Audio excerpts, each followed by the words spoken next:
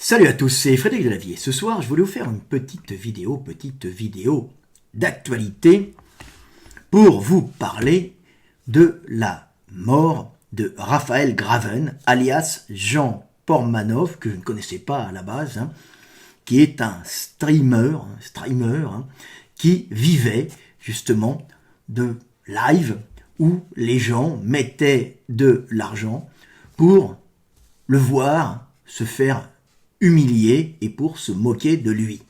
Alors, ce système de moquerie, alors il gagnait de la vie avec, sa vie avec ça, ce système de moquerie aux dépens d'individus est propre à l'humain, mais particulièrement développé en France, et on retrouve ce système infâme de moquerie dans de nombreux romans et de nombreux films. Et on retrouve ça aussi sur de nombreuses chaînes YouTube qui unissent les gens dans la moquerie des autres pour que les gens se sentent exister et aient l'impression de n'être pas si nuls par rapport aux gens qu'on méprise, qu'on moque et qu'on critique. C'est typiquement français, alors ça se trouve dans de nombreuses, on va dire, culture, mais vraiment, c'est quelque chose qui est très ancré en France et qui est très ancré aussi dans la littérature française, par exemple avec Proust et sa recherche du temps perdu, où il y a un individu, Sagnette, qui est un brave type, qui est invité dans des salons mondains, alors il croit qu'on l'invite parce qu'on l'aime bien, pour qu'en fin de compte, qu'on se moque de lui sans qu'il le sache, ce qui fait rire tout le monde, les gens se sentent bien, se sentent supérieurs, se sentent grandis. Mais cette même chose peut être vue d'une façon plus moderne dans le cinéma français avec Dîner de cons et Le pauvre Pignon. C'est classique à la France. Et on voit même ça sur les chaînes YouTube françaises. Alors, ils ont voulu des fois se moquer de moi, mais je vous expliquerai que ça va très mal se passer pour eux parce que je ne suis pas un streamer suicidaire, moi. Si je dois reporter ma violence, ça sera dans leur gueule et non sur moi-même. Alors, je vais vous parler un peu de la France, de sa structure, de ce qu'on retrouve de similaire à l'histoire de ce pauvre streamer. Et vous allez voir que c'est quelque chose de bien triste. Alors, je vais vous lire un article de France Info qui vous parle un peu de Raphaël Graven, que je ne connaissais pas, dit Jean Portmanov. Alors ça passe sur toutes les télés, et je vais vous refaire l'histoire. Alors c'est l'horreur, c'est France Info. Alors, France Info, c'est la chaîne d'État et de propagande.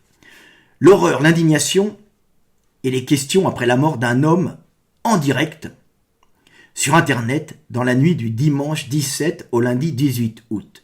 Raphaël Graven, alias Jean Portmanov, participait à des vidéos retransmises en direct. Il était suivi par des dizaines de milliers d'internautes, dont certains payaient pour le voir humilié. Alors vous allez voir que c'est un business rentable, au même niveau que se faire caca dessus, au Moyen-Orient, par des émirs. Ça rapporte de l'argent de se faire humilier. Les gens aiment ça, voir les gens se faire humilier. Ce sont des pauvres types, bien sûr, qui se font humilier, et les gens qui regardent ça aussi. Alors ce texte correspond à une partie de la retranscription du reportage ci-dessus. Cliquez sur les vidéos, alors je sais pas, je m'en fous. Alors, il s'appelait Raphaël Graven, mais était plus connu sur son pseudonyme de Jean Portmanov, ou JP, dans les vidéos en direct où il acceptait de subir les coups et les insultes. Il est mort le 18 août dans son lit après 298 heures de direct, soit 12 jours non-stop devant des milliers d'abonnés. Le parquet de Nice, Alpes-Maritimes, a ouvert une enquête pour rechercher les causes de la mort. Pendant des mois, JP, 46 ans, apparaissait comme le souffre-douleur de deux influenceurs. De nombreux coups, strangulations et autres humiliations faisaient partie du spectacle. Suivi par 192 000 abonnés, vous imaginez combien ça rapporte, Surtout des jeunes adultes qui ne semblent pas réaliser la gravité des faits. Des fois, je regardais un peu comme ça. C'était assez rigolo à regarder. Alors c'est ce que disent les jeunes. Mais maintenant, on ne pourra plus le voir, lance l'un d'entre eux. Oui, il est mort de fatigue, et puis il était très con sûrement. Déjà, il ne se respectait pas. vous qui me regardez, apprenez à vous respecter. Hein. Donc c'est un peu tristouille, hein, et les gens qui regardent ça sont des merdes, hein, vraiment des merdouilles. Hein. Ça me dégoûte. Alors, une communauté violente. En décembre dernier, Mediapart avait enquêté sur cette communauté prête à payer pour insulter JP et encourager les sévices. C'est une communauté extrêmement masculine, repliée sur elle-même, très violente verbalement dans les commentaires, mais aussi sur leur messagerie interne où ils échangeaient. Vraiment, c'était des injures à l'appel et c'était en permanence de la violence, assure Marie Turcan, journaliste à Mediapart. J'ai pas suivi cette affaire, moi je regarde pas ce genre de merdouille, hein. Moi j'aime bien les chaînes scientifiques, hein. En général, paléontologie, sport, traumatologie, sciences, ça m'amuse, le Collège de France, ça me vient bien. Dans une des vidéos, les influenceurs ironisaient même sur les risques encourus par JP. Si demain il meurt en plein live, c'est dû à son état de santé de merde, c'est pas nous, avait déclaré l'un d'entre eux. Le diffuseur de la plateforme australienne Kik est connu pour ses règles de modération contraignantes. Les gendarmes du numérique, l'Arcom, avaient déjà saisi cette année, tout comme le ministère, sans résultat. Alors, est-ce que je l'ai voilà. Est-ce que je l'ai encore? Voilà. Arthur Delaporte, député PS du Calvados et spécialisé dans les réseaux sociaux, le déplore. Aujourd'hui, il n'y a que 23 personnes à l'Arcom qui sont chargées de l'application du règlement européen sur les services numériques et notamment du contrôle de ce qui se passe en ligne. Et 23 personnes pour l'ampleur des saisines. Ça a été saisi. C'est évidemment amplement insuffisant, assure-t-il. La victime était-elle sous emprise du groupe? L'homme n'avait jamais porté plainte. Il avait déclaré à la police qu'il gagnait ainsi de l'argent et agissait de son plein gré. Alors vous allez voir, j'ai demandé à mon ami virtuel, ChatGPT, puisque j'utilise l'IA comme j'utilise des calques pour dessiner, hein, mais bien sûr, faut-il savoir encore l'utiliser, hein, et savoir aussi que elle peut dire des conneries, comme dessiner sur un calque, on peut faire des grabouillis. Hein. Alors, elle me dit, tu sembles vouloir savoir combien Jean Portmanov, Raphaël Graven gagnaient lors de ces lives.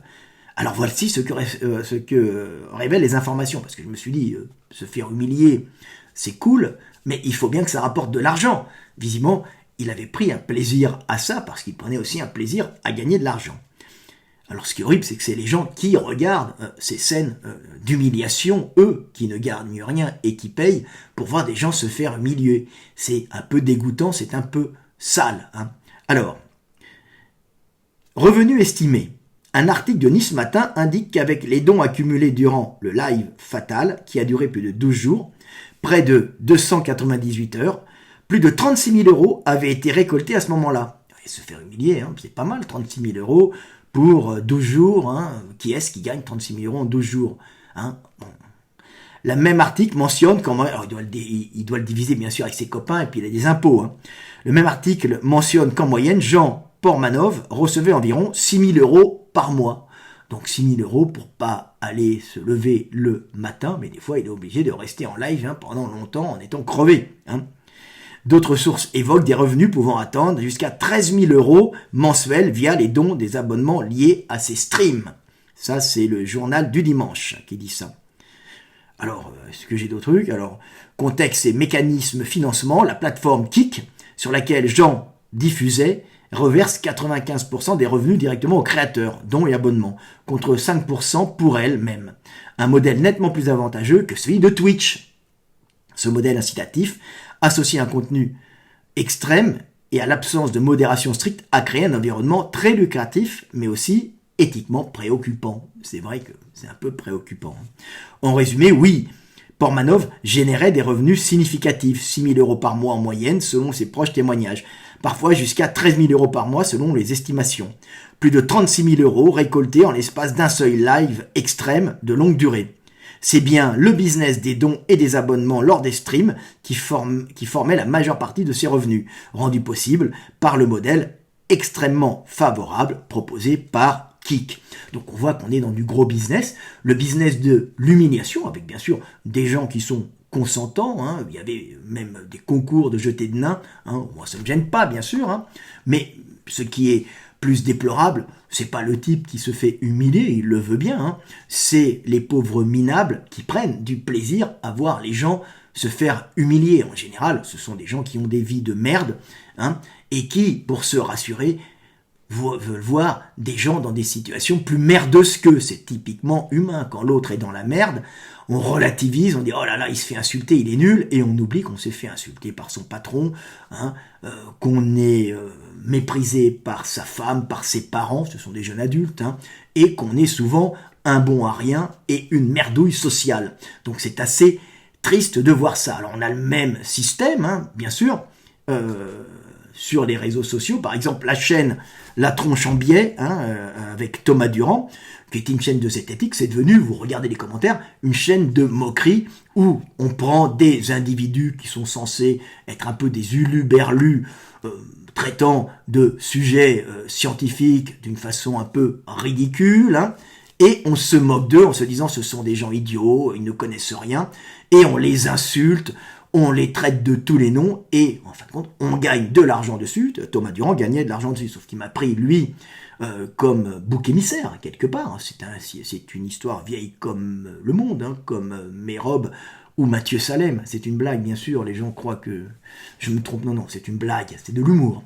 Hein, donc, ils m'ont pris une fois pour se foutre de ma gueule, pensant que j'étais un huluberlu, en disant que la morphologie n'a aucune influence sur le risque de blessure, hein, et que le soulevé de terre lourd peut se pratiquer de rond. Les dernières études le prouvent. Ce sont des gros connards qui vont à l'encontre des directives des sécurités d'État, des assurances, des ministères, mais qui m'ont attaqué, et tout le monde se réjouissait, se foutait de ma gueule. On attaque quelqu'un qui est en vue, hein, et qui n'est pas un universitaire. Alors si je ne suis pas un universitaire, je n'en demeure pas moins un grand scientifique, et je suis le leader mondial dans mon domaine, hein. Donc n'en déplaise à ces pauvres cons de jaloux, hein, tu peux te foutre de moi avec ta bande de haineux. J'ai reçu plus de 30 000 messages de haine, dont certains voulant ma mort, une quinzaine dans d'horribles souffrances, hein, donc des malades, et c'était des fois au pic, hein, des insultes, plus de 100 messages par jour, hein.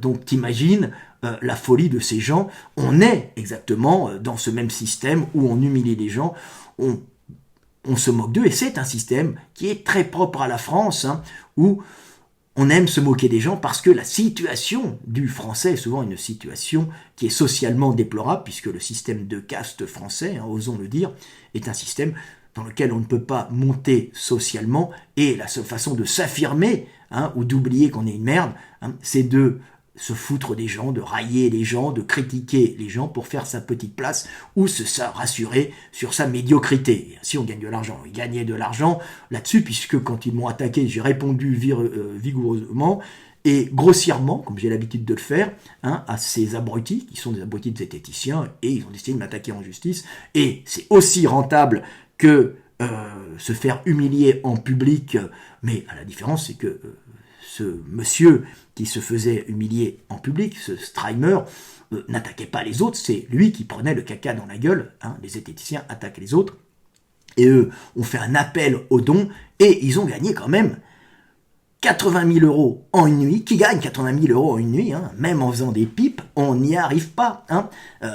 Même en se faisant, peut-être qu'en faisant caca dessus au Moyen-Orient, on peut y arriver, mais autrement, c'est quand même très dur, et ils ont allé jusqu'à 110 000 euros pour me faire attaquer en justice, hein, m'envoyant connard de flic et pourriture de juge. Oui, parce que ce sont des gens qui attaquent quelqu'un qui rapporte de l'argent à son pays, qui est honnête et qui est droit. Donc on peut voir ce que c'est que la France, hein, je mets ça en rapport. Alors pour vous montrer que ce système d'insultes est très ancré dans le système français, je vais vous parler un peu de littérature et de cinéma pour vous montrer que dans Proust, il se passe absolument la même chose. Dans le côté de Guermantes, hein, c'est un des livres de la recherche du temps perdu, le roman fleuve de Proust, qui est un chef-d'œuvre sur l'observation et la description de la France et de son système de caste. Il y a le même système de moquerie que l'on peut voir du côté de Guermantes. Saniette, un vieux copiste timide et bègue, hein, ce bègue comme Thomas Durand qui l'était et qui doit être haineux, bien sûr, parce qu'on s'est moqué de lui, il était bègue, les Français étant méchants, hein, souvent ils se moquent du bègue, il l'est plus, alors il devient méchant, on refait aux autres ce qu'on a subi, c'était un classique de la souffrance. Et alors, est souvent ridiculisé dans le salon des Verdurins, hein, c'était les salons mondains où on se réunissait, il était bon temps de se réunir, des salons bourgeois, hein, où on discutait de littérature et on invitait un connard pour pouvoir se moquer de lui sans qu'il le sache, croyant qu'il était invité dans un bel endroit, mais pour qu'on se foute de sa gueule. Alors Verdurin était moqué, et un soir, après avoir été cruellement moqué, il est tellement bouleversé qu'en quittant le salon, il fait une hémorragie interne à l'estomac et meurt après. Proust a fait un épisode très cruel montrant la violence sociale du petit clan Verdurin, qui était l'équivalent des réseaux sociaux maintenant. Hein. On se réunit, on n'avait pas Internet, donc on se réunit dans des salons pour une sociale et avoir une espèce de hiérarchie sociale, le plus moqué en bas, le moins moqué en haut, en étant heureux de ne pas être celui du bas, ayant l'impression qu'on appartient au groupe. L'homme est un animal social, il a toujours peur d'être exclu. Alors voici le résumé détaillé de la scène, parce que j'aime bien expliquer quand même que c'est vraiment propre à la France, qui est un pays de caste, hein, ce système de moquerie. Hein. Je vous enseigne la littérature et en même temps la connaissance, hein, de la France. Hein. C'est la sociologie pure et dure. Hein. Alors voici le résumé détaillé de la scène de la mort de Sagnette, hein, dans le côté de Guermantes. Alors je vais demander à ChatGPT, parce que je n'allais pas m'amuser à le récupérer dans le livre La recherche du temps perdu, que j'ai lu entièrement, plutôt que j'ai écouté dans ma voiture. Hein, ça m'aurait fatigué les yeux. Voilà. En faisant des milliers de kilomètres à travers l'Europe. Alors, Sagnette est un vieil homme doux, timide, passionné par l'érudition. Il a un léger bégaiement qui, au lieu d'attirer la compassion, le rend victime de moqueries dans le salon des Verdurins. Les Verdurins et leurs fidèles prennent un plaisir cruel à l'humilier. Ce soir-là, il rit encore de lui, se moquant de son trouble d'élocution. Comme c'est drôle, tu vois. Sagnette, très sensible, encaisse les humiliations en silence, le cœur brisé. Après avoir quitté le salon, bouleversé et honteux, il est pris d'une hémorragie gastrique. Proust évoque un ulcère d'estomac. Cette hémorragie s'aggrave rapidement. Sagnette meurt peu de temps après, littéralement tué par le ridicule et la cruauté sociale. Ah, vous voyez un petit parallèle avec l'histoire de notre brave Streimer, hein, JP, hein, JP, Jean Pormanov, qui meurt en fin de compte de fatigue et d'humiliation quelque part, même si lui il l'a voulu et que notre pauvre Sagnette, lui, ne le voulait pas. Mais c'est la même chose, les gens se moquent, aiment se moquer. Alors c'est une scène emblématique de la violence sourde des Verdurins. Derrière l'apparente légèreté des dîners mondains, il y a une cruauté qui peut détruire des vies. Proust en fait presque une dénonciation morale. Proust est excellent, je vous conseille de le lire. Pour moi, c'est le plus grand auteur français, un brave gars, courageux, qui était d'ailleurs malade et qui a fait une observation fantastique du monde français, hein, et des systèmes de castes français et des différentes castes de France. Alors une mort en terrain, une dénonciation morale, une mort dérisoire mais tragique qui contraste avec l'importance donnée d'autres personnages plus mondains. Voilà, il contrastait ça. On invitait un pauvre con. Alors qu'est-ce qu'il met? On pourrait... Exactement, tu as mis le doigt sur la parenté de la mort de Sagnette avec les humiliations. Alors voilà, hein. Alors... après, j'explique que l'on retrouve ça aussi dans Dîner de cons, hein, de Weber, qui est un réalisateur, un très bon réalisateur, qui a fait aussi Le Placard. Je vous conseille Le Placard, c'est un chef-d'œuvre. Un Dîner de cons, je ne l'ai pas vu, mais Dîner de cons s'est inspiré, en vérité, de Sagnette de Proust. Hein. Beaucoup de gens ne le savent pas, mais comme je suis un érudit, je suis cultivé, et j'ai un QI extrêmement haut, ben, je vous fais des cours d'érudition et des cours de culture et de sociologie, très chers amis. Alors ChatGPT, qui est mon ami virtuel, me dit, tu as mis le doigt sur... Il faut quand même lui poser les bonnes questions, hein, autrement il reste très con, ChatGPT. Alors, ChatGPT me dit, tu as mis le doigt sur la parenté, la mort de Sagnette après les humiliations infligées par les Verdurins dans À la recherche du temps perdu. Annonce clairement, et ça annonce clairement le mécanisme de ce que Francis Weber a fait bien plus tard dans son film Dîner de cons. Hein. ça a été recopié quasiment, l'histoire c'est la même chose. Dans les deux cas, on réunit un petit cercle fermé, les Verdurins, les convives du dîner, on se choisit une victime naïve, différente, maladroite, Sagnette avec son bégaiement, Pignon avec ses passions ridicules. Le plaisir du groupe vient de l'humilier subitement en riant de cette, le plaisir du groupe vient de l'humiliation de l'humilier subtilement en riant de ses travers. On se moque un peu comme sur les réseaux sociaux où vous foutez d'un individu, comme les zététiciens se foutent de moi, mais ce sont des pauvres types, des pauvres petits diplômés qui n'ont rien fait de leur vie, alors que moi je suis au top. Ils pensent que je suis con parce qu'ils ne connaissent même pas ma vie et que je m'exprime d'une façon très simple pour être compris de tous, dans le monde entier, en évitant les mots compliqués, bien sûr, pour être compris d'un maximum d'individus, même si je suis un génie et je suis un scientifique. Alors, le plaisir du groupe vient de l'humilier subtilement en riant de ses travers. Mais derrière la légèreté apparente, on touche à une violence sociale sourde. Dans Proust, cette cruauté va jusqu'à tuer Sagnette dans Weber. Elle détruit la dignité de Pignon, même si l'histoire tourne ensuite en faveur du con. Oui, parce que Weber est quelqu'un de bien, qui est très moral, et qui aime montrer les retournements de situation. En général, il y a rarement des retournements de situation.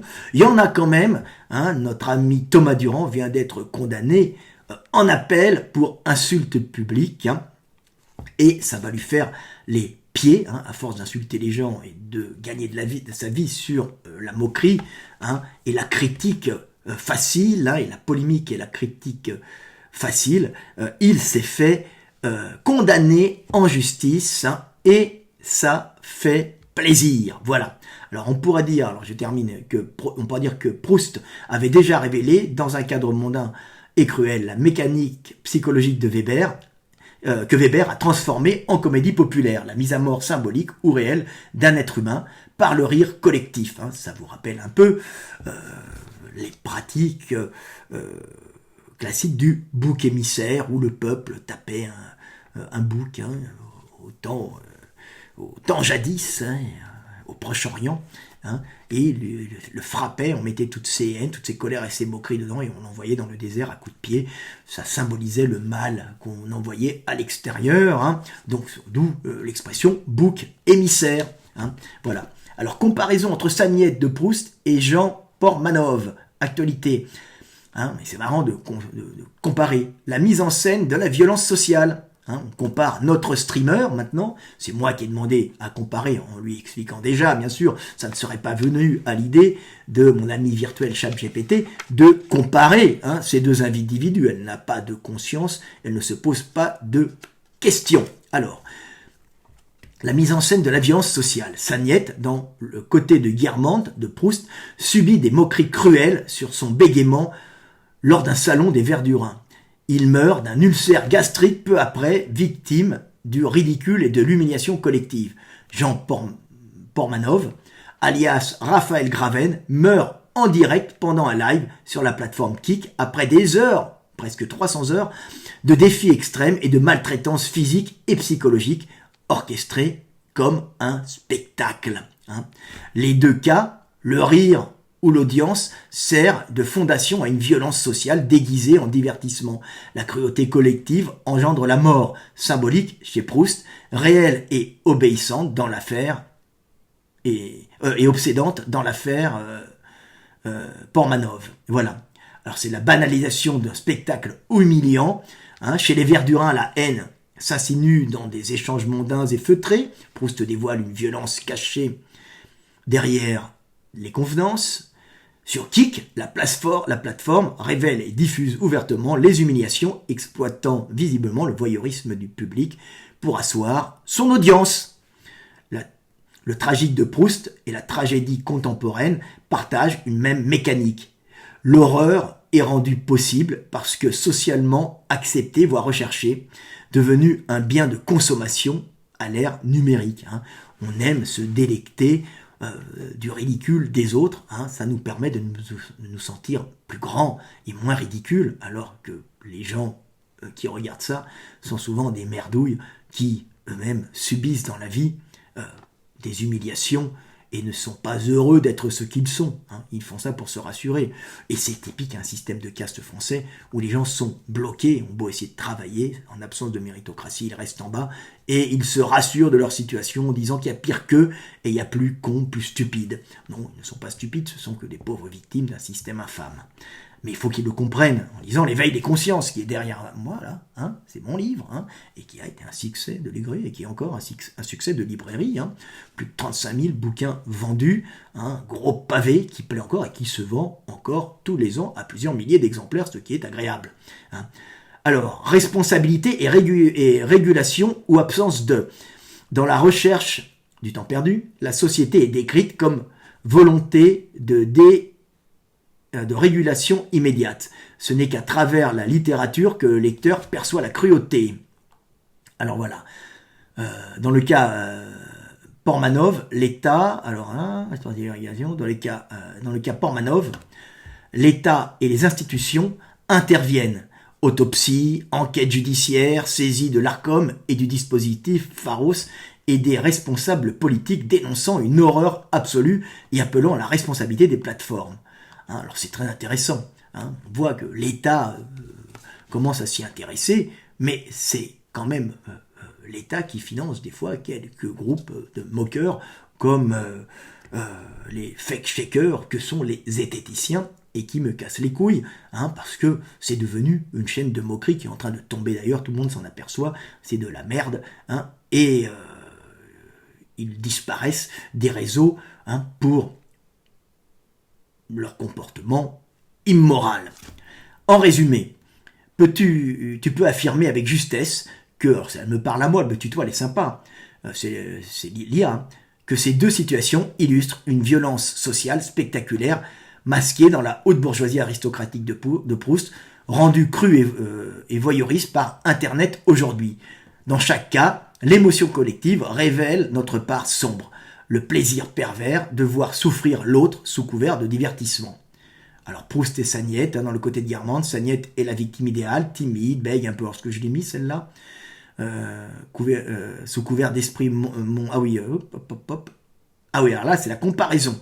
Alors maintenant on va comparer du côté de Guermantes avec Dîner de con, hein, puisque c'est deux choses qui sont similaires à l'histoire de notre Streimer, et vous voyez que c'est un fil rouge hein, de la moquerie française qui se perpétue dans le temps. Hein. C'est vraiment propre à notre société, c'est pas un cas à part, c'est la France, ses réseaux sociaux et sa façon de penser qui pousse à la moquerie. Et moi qui vis à l'étranger, je peux vous dire que l'humour français, souvent, est basé sur la moquerie de l'autre, ce que je déteste profondément. En général, maintenant, quand quelqu'un se moque de moi, je lui signale qu'il faut arrêter, et s'il est plus faible que moi, je lui explique que ça va très mal se passer physiquement, parce qu'évidemment, l'avantage, c'est qu'à un certain niveau de poids, de force et de combativité, tu peux rendre ces gens plus pacifiques et plus moraux. Hein. Donc alors, on va comparer un peu hein,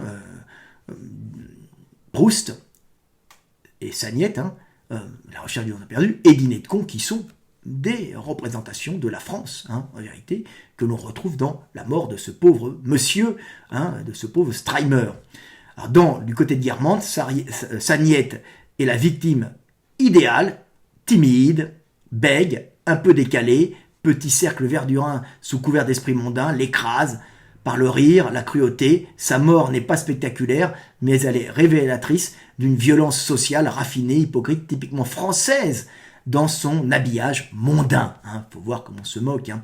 Vous avez ça aussi avec, comment il s'appelle, Ardisson, hein, et ses émissions. Paix à son âme, il est mort, mais on se moquait facilement des gens. Hein. C'était une émission où il était bon ton de se moquer hein, des gens d'une façon comique. C'est drôle, on se moque, mais on vous aime bien. Non, quand on aime bien quelqu'un, on ne se moque pas de lui.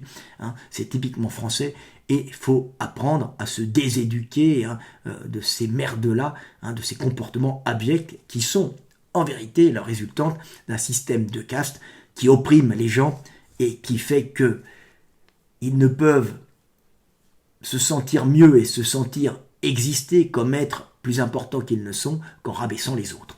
Alors dans Dîner de con, Francis Werber reprend la même mécanique, mais en la rendant comique. on invite, alors voilà, on invite un con pour se moquer de lui, la cruauté devient rituel bourgeois et divertissement assumé. Là où Proust montrait de la cruauté cachée sous le vernis, Weber met à nu le mécanisme lui-même. Alors maintenant, on peut comparer avec Jean Pormanov. Sympa, chat GPT, mais je lui avais fait les petits textes avant. Aujourd'hui, avec le streaming, on a la version hyper moderne et brutale du même phénomène, un sagnette numérique, hein, et offre à la foule, hein, non plus un salon privé ou un appartement bourgeois, mais un direct devant des milliers de spectateurs. La cruauté est devenue un spectacle consommable, industrialisé, monétisé. La mort en direct de Jean Pormanov fait passer le processus à son extrême.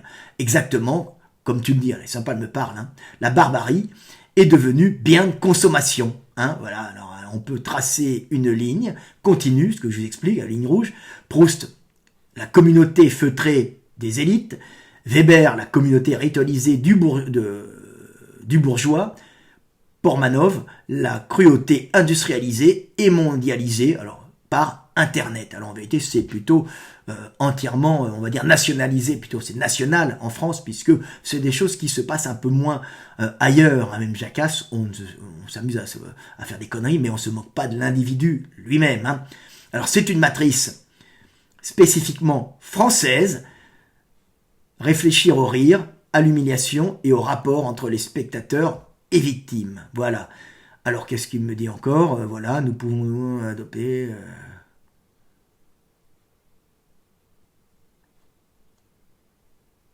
Voilà.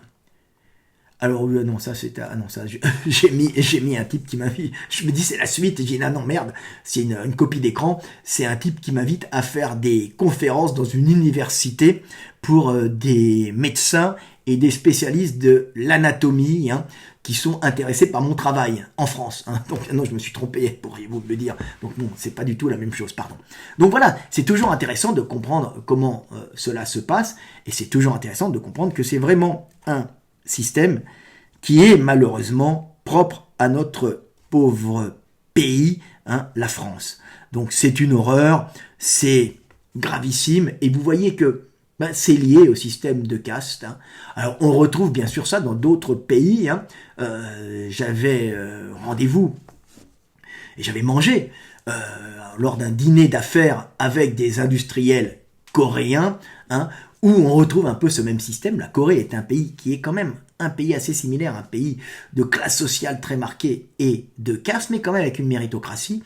Et il est bon ton chez eux, et c'est classique, de saouler le subalterne et de se moquer de lui. Alors comme ce sont des Asiatiques, on les saoulait au saké, alors nous on faisait semblant de boire parce que moi j'aime pas l'alcool, hein, donc on le jetait dans le pot de fleurs, on était dans un restaurant de bonne qualité avec toute l'équipe de l'usine, et je voyais un peu étonné, ça me rappelait un peu le salon Verdurin, hein, ou dîner de con, les industriels coréens s'amusaient à saouler l'inférieur hiérarchique qui était un peu obligé d'être le souffre-douleur, hein, et de devenir tout rouge, comme les Asiatiques deviennent tout rouges à l'alcool, ils n'ont pas une super tolérance, et tout le monde rigolait, et on rigolait sur lui, mais en fin de compte c'était pour l'intégrer socialement dans le groupe. On se moque du subalterne, mais le subalterne, s'il est bon, il va monter socialement. C'est une espèce de tradition où on saoule le subalterne, on le fait rougir à fond, il va tomber par terre et glisser sous la table,